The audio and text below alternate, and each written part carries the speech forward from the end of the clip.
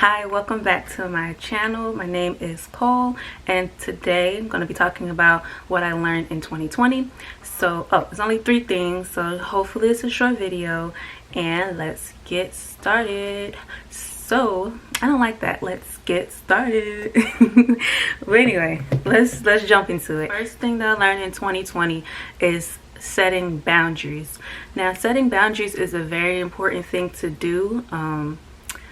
For anything, for like at work, it could be a friendship, a relationship, even with family members, even though that can be harder because you can't really avoid some family members like you can avoid maybe somebody at work, or just somebody at school or things like that.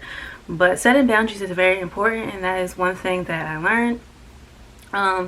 For example, if you don't really know what setting boundaries is, it can be anything, as far as not accepting the way someone's treating you, or how someone may talk to you, maybe the tone of voice, how they may joke around with you. I know there's certain things I don't like to joke about. Well, it's a lot of things, serious things of course, but some things that somebody may feel like it's small, and they're like, you tripping, like why are you upset about that certain joke or whatever it may be. But I feel like if someone really cares about you, especially if it's a family member, friendship or relationship, if somebody really cares about you, or just respects you in general, they don't really have to care, but at least respect you enough to not cross certain boundaries that you may have, especially if you communicated that you don't like the thing that they're doing, and even if you don't say why, but even if you do say why you don't like it, and then they still don't change, or they're like, oh, that's just who I am, or whatever. There's so many excuses people make about not respecting your boundaries. Some people even get mad, like if you're like, oh, I don't really like that, can you not call me that word? Or it can be as simple as you going by a nickname and they keep calling you your full name, like stuff like that. It's just certain things that can be it can be small, like on the surface, but it's really major when you really look at it. It's like, wow, you can't even respect that I don't want to be called this. Like something as simple as that. So for examples, for me, this is not this year, but just in general, as far as, I don't like being called the B word by anybody, of course by a male, but even like a woman. Some people feel like that's okay, like I'm talking to my girl, talking to another woman, B, get out of here, B, blah blah blah blah blah. Me, I don't like it. I feel like I don't know, I don't like it. Don't call me the B word. So if I express to like a friend or something, like I said, this is not a current situation, not even a past situation, but if I express to a friend like, hey, don't call me the B word, I don't play like that, and like she would continue to, girl, you tripping, I call everybody this, or I'm just joking, I don't mean it that way, blah blah blah blah. It don't matter. If you don't like being called whatever it may be, then stick to it. I feel like somebody should respect you enough to be like, oh, I'm sorry, I'm gonna make sure I'm trying my best, or I won't. Even better, I'll stop calling you whatever that thing is. So that's one example for me. Also, I don't want to get too deep into this. I don't like being called white. I know some people may think I'm mixed, which is okay. I don't care if somebody thinks I'm mixed. I know I'm a very light-skinned person, but once I tell you, like, I'm not white, I'm black. Like, I'm black. My mom is black, my dad is black, my uncles, aunts, grandma, grandpa, everybody's black, and like you still continue to call me white, that's when I get like annoyed. And that's like one of my boundaries for me. Not that I'm like nothing against white people, but for me, I'm proud to be black. I'm a black woman, and so yeah, that's something for me. Like, I'm proud to be who I am. I'm proud of my culture, heritage, all that. So don't call me something that I'm not, especially if you're trying to make it, even if you're not trying to be disrespectful, but you're just trying to play it off as a joke. Oh, you white, blah blah blah blah. I don't like that. So boundaries can go even deeper than just names, or of course, for one example, if like you're in a relationship and you don't like being touched a certain way or in a certain area or whatever, I don't know, whatever it may be, and it's something that the other person can fix, and you know, express, hey, I don't like this, I don't like when you call me this, I don't like when you say something like this, can you come about it in a different way, in a different tone, I don't know. And the person is like, you know, that's just who I am, or you know, they kind of just brush it off, and you explain to them like, hey, this is why I don't like this. Or even if you don't, if the person cares about you, they should care enough to stop. Point blank, period. I was gonna say to try to stop, but no, just stop. Like like if you really care about somebody, you make the effort to stop. And you know, because of course you want to make them happy, especially if it's something that's not changing you. I'm not saying you should. People get confused with, oh, that's just who I am. A lot of times that's not. It's who you are, but it's something that can be fixed. But if it's something that's really, really you, like just really your personality, something that's really just a part of you, and someone's trying to, you know, change that, that's different. I'm not talking about that. But if it's something you could fix easily, or even not easily, but you know, work at it, to work together to fix it, and you still do, if that person still chooses not to, then that's when they gotta go. So yeah, boundaries is it's a lot to it. It could be a lot of boundaries, different types of boundaries, but that was just a few examples for me personally. And that's one thing I learned, is to stick to my boundaries, because I'm a person, the type of person to give second chances and third chances and fourth chances, and maybe this person will get it this time, blah blah blah blah blah. And it's time to end that. It's time to end that. I'm done wasting my time. I'm done repeatedly explaining myself over and over and over and over and over, and if something's just not clicking, or you just don't, that person just doesn't care enough to fix whatever it is, even if they do get it, they still don't care, which I find even more disrespectful. But yeah, that's one thing I learned, and definitely taking into 2021 and beyond, of course, is if I explain something that I don't like and you don't, you know, try or change it, then, you know, I gotta go, you gotta go. We both can go. It don't matter to me, but I can't do it. So that's my first thing that I learned in 2020. The second thing I learned in 2020 is putting myself first.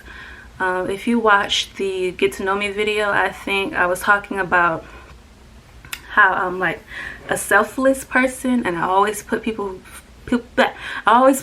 first, and which isn't bad, but it can be a bad thing if you're always putting yourself last and you're not, you know, doing what you want to do, and especially if it's not reciprocated. If you're always putting somebody first and what they want to do first, or whatever it may be, and then when it comes to you, they're just like, oh, forget about it, you know, or whatever, and they just kind of brush you off, but they want them, me all the time, and they never, you know, focusing on you or what you want to do, then that's when the problem occurs. So putting myself first is something that it's a process, because I've been selfless for so long that I know it's going to be a process. It's not something that I can just wake up and like, let me put myself first, yay. But it's going to be a process. But I don't want to change, you know, my good heart, or, you know, my kind nature. I don't want to change that part of me. I'm not saying like I'm just going to be selfish for the rest of my life. Don't do that. But it's a balance. It's all about balance. And so definitely putting myself first, working on that, because it can be really draining. It could be very draining putting people first, and you're not even, you know, doing what you like to do, even if it's not with that person, but taking time for your own self-care, because you're always saying yes, yes, yes, I'll do this, I'll do that, you know, I'll do this for you, I'll do that for you, and you're not doing anything for yourself, neglecting yourself. Then, you know, where is that going to lead you eventually? It's going to be drained and exhausted. You might end up start snapping on people for small things, or, you know, just getting frustrated very easily because you haven't taken the time to care for yourself and build yourself up as well as some people, you know, taking advantage of you because you're just such a selfless person, and they can see that and they're taking advantage or not reciprocating, like I said earlier. And the last oh my gosh, my voice is breaking. The last thing I learned in 2020 is I feel like SpongeBob when he was like, what I learned in boarding school is, but yeah, the last thing I learned in 2020 is taking things one day at a time. And this really applied to me, especially when I was I still am in school, but the semester that just passed, When I say your girl was ready to drop out, I was ready to drop out. I did not care. My grades are good, thank God. But I didn't care about that. I didn't care that my grades were good. I didn't care that I only had one semester left. I didn't care. I was just ready. I was like, why did I take this semester? You know, especially with everything being online and the way these teachers I set up at this school. I always get like 1 or 2 teachers a semester that's always on some nonsense. But this semester definitely really woke me up to learning how to take one thing at a time. I'm usually the type of person that's just, I like to stay ahead in school, like chapter readings, homework if I can, starting on like papers early. Like I like to stay ahead, and if I've turned something on the day of, turn in like a paper or an assignment on the day of, I feel like I failed. Like that's how I don't know the word for it, but that's how I am. So but I'm trying to change that. Like I said earlier about boundaries, yes, that might be how you are now, but everything can change if you work on it. So that's the type of person I was and still am. Like I get very anxious easily. I have anxiety. Also dealing with depression. It used to be both. It used to be a lot worse years ago due to an incident that I don't want to get into right now because it can be triggering, and that's not for this type of video. But yeah, so I'm dealing with that on top of school and the pandemic and everything being online. So taking things one thing at a time helped me tremendously. I just stopped caring about, this is gonna sound bad, please don't listen to this advice, but I genuinely stopped caring about the due dates. It's like, okay, I'll get to it when I get to it. I'm not going to stress myself out. You know, today I'm just going to focus on this and this, or even today I'm just not going to do anything. I'm just going to rest. Like I said, self-care is important. It's very, very, very, very important. So some days, even some days back to back consecutively, I'm like, I'm just really not up to it, and I'll get it done. It's going to get done. And one time I was like, Lord, I'm a Christian, so I was like, Lord, I can't do this. You can do this. Like, you can, you know, give me the strength, but on my own, I cannot do this. Like, that's how bad it was. I was like, I can't do this at all. I had to speak it out loud. Like, Lord, you're going to have to help me because I just really don't want to turn this in. I just really want to give up. The semester was almost over. I really did not care. I was like, man, forget this. It is what it is. But thankfully, you know, the Lord helped me to finish strong in that. But taking things one day at a time is very important. Not even with just school, but just life in general. You never know what life will. You never know what life will throw at you, and it can be a lot. So taking one thing at a time and just, you know, working through day by day, not focusing on, you know, what's coming up tomorrow, what you have to do tomorrow, what you have to worry about, you know, how you're going to get this done, how you're going to get that done. And on the Bible, I don't know where scripture, but the Bible says today's worries are enough for today. Basically meaning like, don't even worry about tomorrow, because it's gonna cause you a lot of stress. It's hard to do. It's very hard not to worry about tomorrow. It seems impossible. But you know, you just keep trying. And for me, what helps of course is praying, music, being creative, something to take my mind off of just, you know, the everyday struggles in life that life throws at you.